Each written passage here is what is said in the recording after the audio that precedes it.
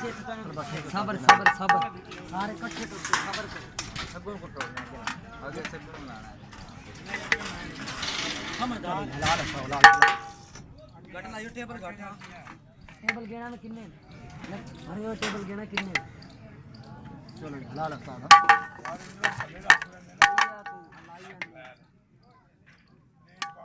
थोड़े हथना मारा कर बराबर रखा कर काम मलबे दा ठीक होगा सर इन्हें मलबा ही कोनी है कईयां से एक बैग उत्ते तो नहीं रखना मिक्स कर लो हां बैग उत्ते ले जाओ उत्ते ले सही है उत्ते सही है 16 चलो जी काम नहीं बढ़ ऐसा बैठे चावल तो पास भाई दा यार चावल पे टोरो यार बस हां चावल भी रख दो भाई मेरे भाई बतेरा भाई समझते ये भी ज्यादा है क्या मेरे भाई बतेरा नहीं नमकीन को निकल मैं नमकीन नमकीन नहीं मिठे नहीं बस चलो अहमद मारी आवड़ के तो फिर चलो जी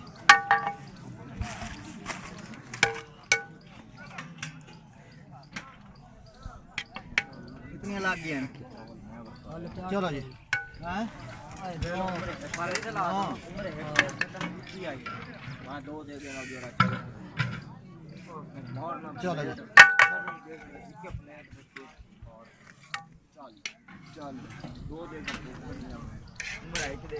चलो चलो चलो चलो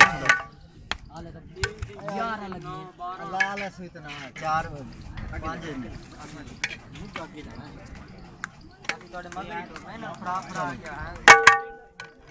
फड़ी मतलब फड़ी उत्ते हेठ पर रख ओए किथे मार गया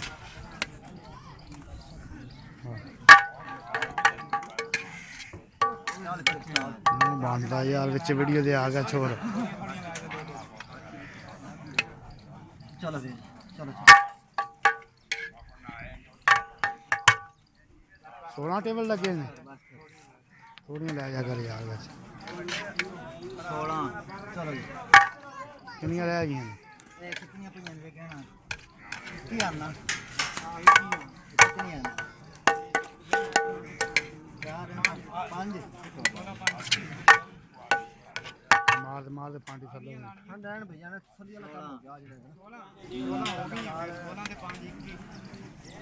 चलो जी ठीक है